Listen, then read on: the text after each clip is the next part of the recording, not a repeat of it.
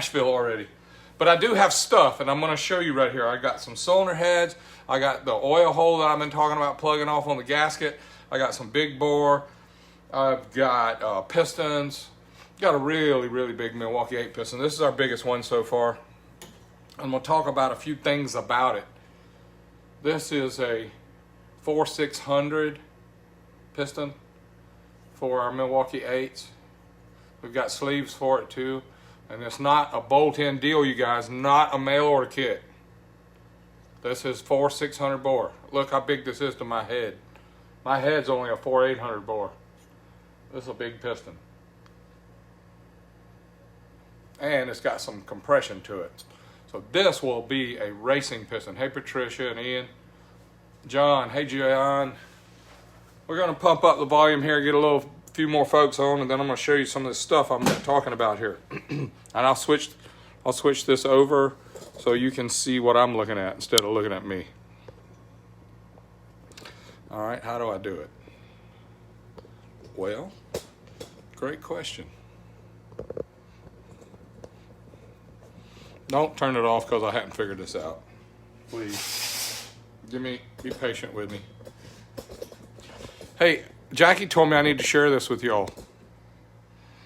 I am 66 years old, okay? So, I'm pretty sharp in the mornings. Not sharp as a knife, but I'm pretty sharp in the mornings. And the closer I get to my afternoon, I don't know, it's like my bandwidth gets fuzzy or something. So, wow, what a time to do Tech Talk Tuesday. Hey, Jackie, thank you for watching. Hey, Bryce Corley, coolest name. I'm still pretty proud of that name. Yeah, my great-granddaddy and my great-great-granddaddy was named George Bryce. And just to meet a guy and see a guy who's got a B-R-Y-C-E for a name is kind of cool. But what I wanted to share is the part about getting up a little in age is you realize that, like Jackie asked me at 5 o'clock, she says, what are you going to talk about today on Tech Talk? And I was like, I'm going to talk about, and I said, I don't know. I know, I already decided, but I just don't remember it right this second. So, now, I got back to the shop and walked around and I looked and I hadn't had a nap. Hey, Jamie, Rich, there's some heroes on here, man. I am so thankful I know you guys. But when you get to be my age, and some of you are, hey, Stevie Ray, and Ronnie, hey, Ronnie, Rich, when you get to be a little older, you're going to eventually just quit being the sharpest tool in the shed. I hate to admit it, but I mean, I got some good memory and I got some good ideas and I got some good thoughts and stuff, but sometimes I have to just let it flow. Like right now, I was decided when I was driving through the mountains in Tennessee today that I was going to talk about the drain back hole and the cylinder heads on the Milwaukee 8s. I was going to talk about the gas ports in the Pistons, and I also wanted to show our biggest, newest Milwaukee 8 piston that is not for street use, it is not for touring, it is not for pump gas. I want you to know the cases get bored out too big enough. It's not for everyone, it's only for a few people. Now these cylinder heads right here, there's a set right here. It's a bone stock set of Milwaukee 8 heads, how they come from Harley. And then this one's got our copper bronze big seats where we can put giant valves in. Hey, Kurt. And this is not really a good seller for us, so the ones that we're selling right now that are doing great is our 2.5 millimeter over stainless, which we cut into these stock seats. And that's a really great package, and that's what we're focusing on. What can be done is this is a 131 like Screaming Eagle sells. This is 4.310 bore, and it makes a 131 on a stock Milwaukee 8. So when you buy the Screaming Eagle Stage 5, Stage 6, whatever that thing is they sell, the bore is a 4.310. Now, this, as you can see, this is the 4.6 bore, which is really big for any motorcycle, never mind one that has stock cases and stock cylinders and stock heads. But if you'll look at what we're talking about here, the 131 kit is this. This is a 131 big bore, and this is the 4600. So you can see that it's giant compared. I just wanted you to see the perspective of that. I'm gonna go turn the heat down in here. Stay right there, do not move.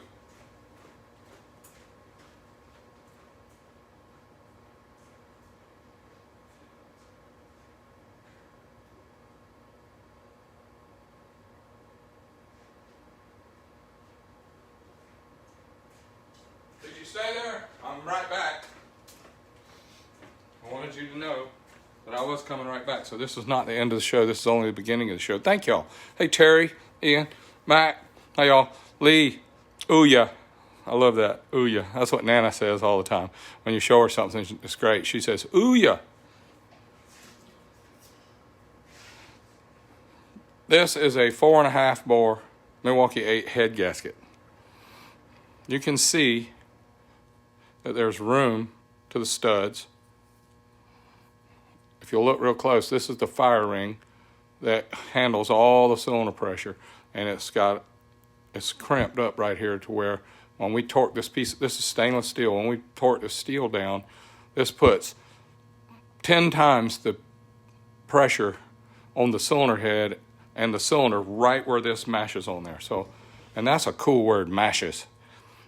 So this is like a stock head gasket, and you can see Harley did a good job making the bore size, this architecture of this engine and the real estate to be able to put big bores in without getting in the stud holes. Whereas, excuse me, the twin cam runs out of room at about 124, 125 cubic inches because of the bore and stroke limitations built into the cases and built into the stud pattern, which I've talked about several times. But I want you to see this stock bore head gasket. It hangs over into the bore a little bit. I'm going to line these dowels up for you. And it hangs over. I'm hoping that you can see this, where the head gasket hangs over. So we need a bigger head gasket for this 131. So when you buy your Screaming Eagle kit or your Star Racing 131, you get a head gasket that fits outside of this bore. Now, going back to the big bore gasket, this 4500 bore, I want you to see how this fits on the 131.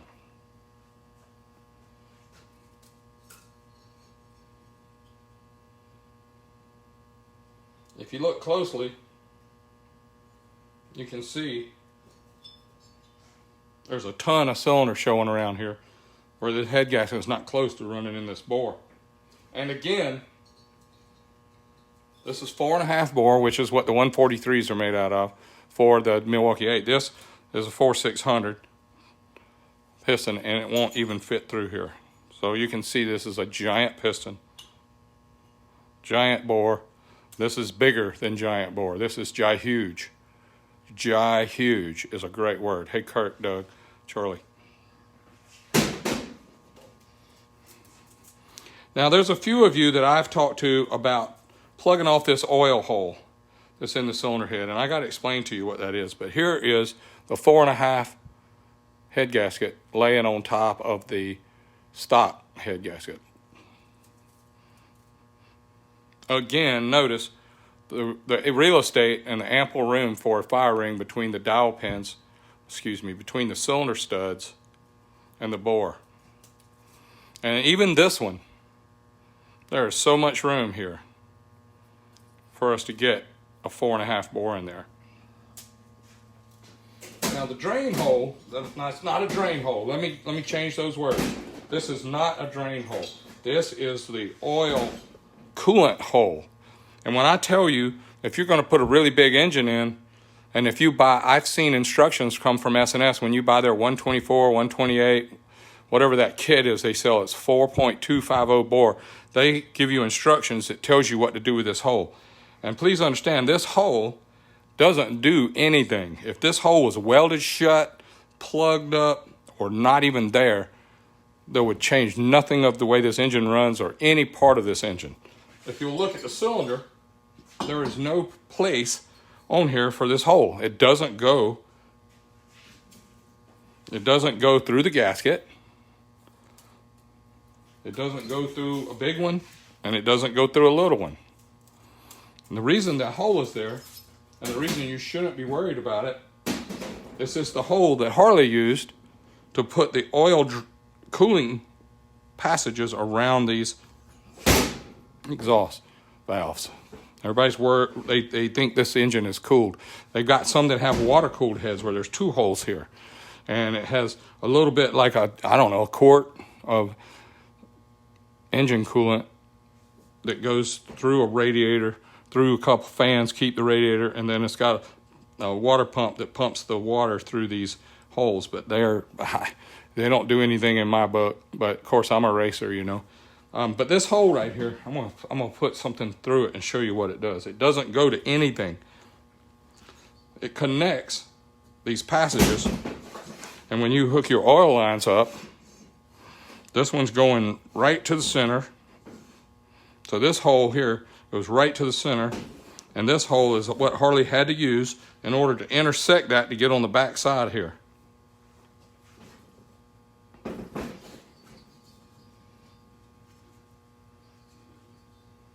Anyway, I like to put, you can take like a paper clip or something, and you can shoot through these holes and find out where they go. This is not needed. Also, look, it doesn't come close to getting in the bore. When you have a your 131 engine, I'm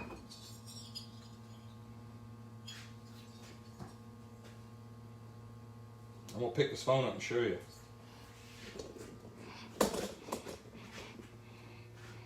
This is a 131, and I'm gonna show you how far you have to move this cylinder over to get to that oil hole. There it is. So if your bore is bigger than this, like a 4500 or a 4600 or a 4400, there is a chance that you're going to bore this out to where this hole will sneak in here. And let me tell you, the Valdez, man. If you don't know what the Valdez was, or the Exxon oil down in the ocean, you can look it up on Google. But it was from an excessive amount of oil. And when this has got 100 psi of oil pressure going to it to run oil around these exhaust valves, my opinion, it's not worth 2 degrees. It's not worth cooling. It is just a pain in the rear because these oil lines leak, these oil lines break, and they go over top of the engine where you have to take them off to work on them. So if a customer gives me a chance, I will suggest that we don't even run them. Now, Harley dealerships, you have to. Some of you guys that are going to tour cross country and stay on the gas all day and run 100 miles an hour all day, you better work on more than just the oil pump. I'm telling you. Let me find something to slide through there.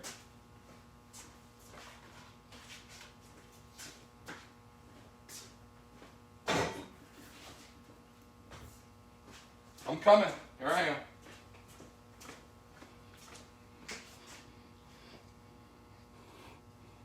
This hole is drilled through the deck. And if you lay it right here and you say it's this far, you can map it out right here and say, look, it connects the holes behind the exhaust valve. And this one goes in at this angle.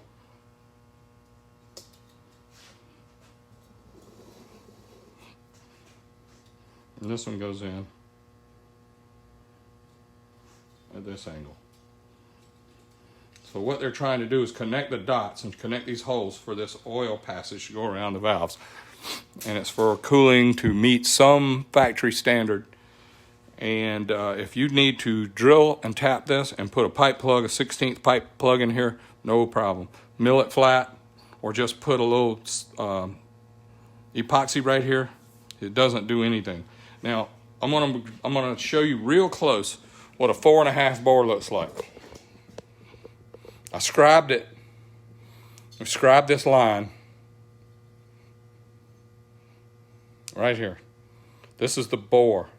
And you can see that this is really close to this oil hole. But this is 4.5 bore. So when you make this a 4.4 bore, this little scribe line moves over and away from this oil hole. If it's a 4.250 bore, this scribe line moves over closer to the chamber again, which stops this little oil hole from being an issue.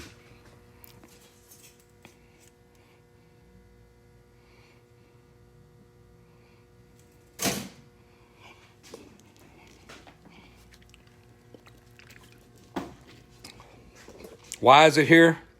Because Harley had to drill it to connect these oil manifold holes so they could pump oil in around the exhaust valve and pump oil back out from around the exhaust valve. And there's some tech guys on here that are really good. Some Harley tech guys that know way more about this than I do. And that's okay. I don't need to know about that. I just need to know that if you bore out your cylinder big enough to uncover this hole, you better plug it. All right, now I'm going to talk to you about this piston for a minute.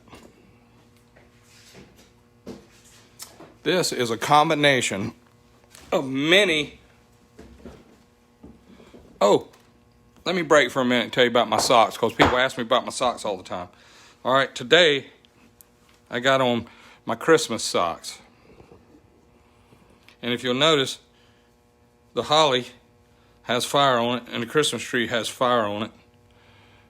And whoever built this sock decided that they would say, Happy Holidays. Happy Holidays. No clue what the heck they were talking about, but anyway, that's my sock of the day.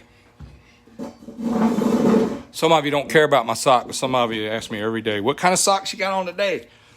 And Julie Bennett now, I'm sorry, y'all. She's married to Tyler Bennett, and I love him. He's my son-in-law. But she told me when we were watching the game Sunday, she said, you're the sockiest person I know. I don't know if that was a compliment or not, but anyway, I got socks, and they're not just white or black or blue. Okay. This is the 4600 bore. This is our biggest Milwaukee 8 piston to date. We have the right rings in it. We have the correct ring lands. We have a compensator groove. Compensates and lets the pressure that gets by the top ring and builds up on top of the second ring. It has a little area to where it can absorb that pressure and store it where it doesn't unseat the top ring. Nice socks. Thanks, y'all. Now, the second ring, which I've told you before, is an oil scraper. It cleans the oil off of the cylinder wall. And the third groove here, I use a full 3mm oil ring so that we can get the potential for the Harley-Davidson Milwaukee 8 oiling or sumping or smoking or whatever they do. We try really hard to eliminate those things. And the more we work on them, the more we learn. But this ring land right here, this is a very tight fit for the Total Seal rings that we have mapped out for this. Total Seal makes the rings for this, the top ring, second ring, the oil ring. And what we do is we have gas ports put in here. And these gas ports are only used for a few degrees of the 720 degrees of rotation. There's 180 degrees used when the piston goes down on the intake stroke. There's 180 degrees used when the piston comes up on the compression stroke. There's 180 degrees used when the piston goes down on the power stroke. And there's another 180 degrees used when the piston comes up on the exhaust stroke. Now, when there is cylinder pressure in the bore, and this piston is under pressure, these little ports right here have a little bit more pressure, goes through these little baby holes, and it pushes this top ring into the cylinder wall just for a few degrees so that we have less blow-by than everybody else. If you're not going to run gas ports, you're going to have this ring land made wider. And if you make it wider so that the pressure in the cylinder going down on the power stroke, so this pressure can get over here and go behind this ring, get on top of it and go behind it and get behind it and push it out. That's a lot of work to try and get it back there, but that's conventional and that's normal. The reason we like the gas ports is because we don't have to have a ring that is so tight on all 720 degrees of rotation. The ring can be a pretty weak ring that doesn't create friction and it doesn't create any heat. We use it for two things. We use this top ring to take the heat out of this crown of this piston. This gets the hottest of all, and this heat gets transferred into this ring, and this ring puts it into the cylinder wall, and the cylinder wall and the cylinder heads emit all the pressure. All the heat comes through these fins, and the air blowing across it lets it out. Now, not to get sidetracked from there, but I want to tell you that when you use a big ring, like some of the guys that have been doing it a long time, they love the big rings like 16ths and 043s and stuff. Those rings are good, but they are big rings, all 720 degrees. They are big rings that are too good and too much work and overkill for everything other than what they're needed for. Remember, if you have to make the clearance for the top ring wider to get a big ring in there and you don't have gas ports, you still have to make room for the gas pressure to go past it and get in behind it. And I'm going to draw a little quick picture with this little marker right here on this table. Be patient. Top of the piston, ring land. Wow, I got a dud. I am sorry I got a dud. Can you see that at all? That is pitiful. And this ring goes in this groove, and it rides on the cylinder wall. That's what's going on right here. If you don't have the hole drilled through the top, the cylinder pressure has to go back here and get behind this, and you have to give it room to do so. And if you give it room to do that, now the ring has a chance to do this in that groove on all the strokes other than the strokes you need it to be sealed up. So this ring's in here flopping around. Doesn't transfer the heat as good from the piston to the cylinder wall, and it also moves around, so it's hard to keep good ring seal.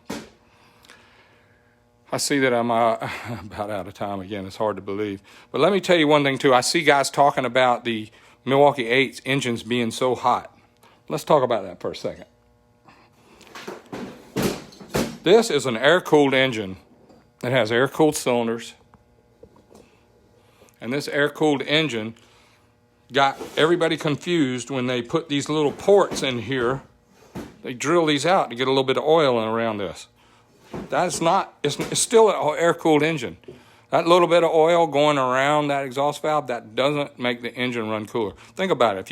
Have anybody ever seen your oil over 300 degrees? Yeah, 350 degrees, 370 degrees, 300 degrees, 250.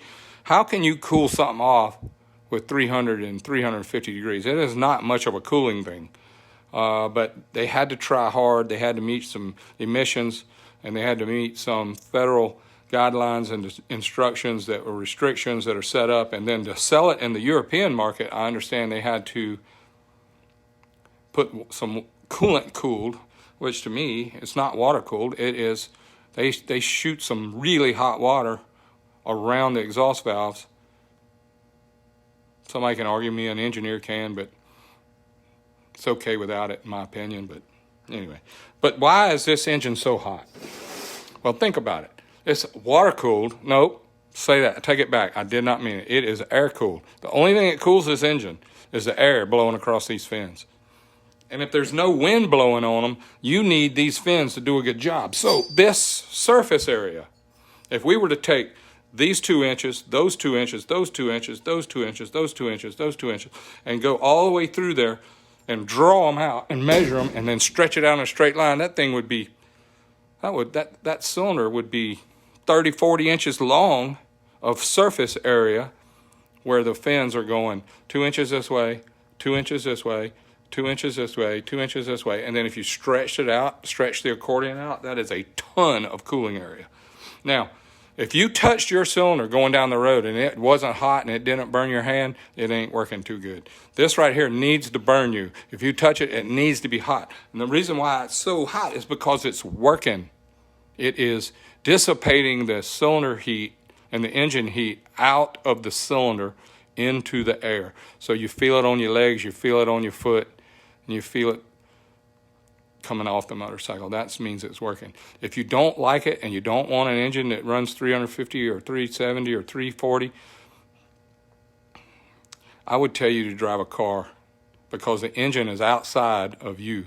But if you're going to sit on top of the engine and go down the highway and go 100 miles an hour and complain about this engine that runs at almost meltdown temperatures, it feels hot to you, you probably need to get a car. I know that sounds ridiculous. Hey, I'm going to change back over. I didn't tell you just to get a car. I really didn't. What I was trying to say was, if it's working, it's hot. Hey, God bless y'all. Thank you so much for watching Tech Talk number 70. Stay tuned. I will be here next Tuesday, and I'm going to try and be here every Tuesday as long as the good Lord lets me come in here and talk to y'all about these ideas I have. Last, BTUs to me, buddy. Yeah, you too. But last thing I want to tell y'all, these are my ideas, my opinions, not everyone's. Sometimes my opinion is not popular. People want to call that out. Some people want to say he's wrong. That's okay. It's okay. People look here and they want my opinion. And I'm thankful for the good Lord for giving me the opportunity to share it with you. Hey, guys, take care of each other. Wonderful Thanksgiving we had traveling, seeing the family in Tennessee. We're going to be here in Americus, Georgia next Tuesday, I'm sure. Got too much stuff to move yet. But thank y'all. May God bless. Good night.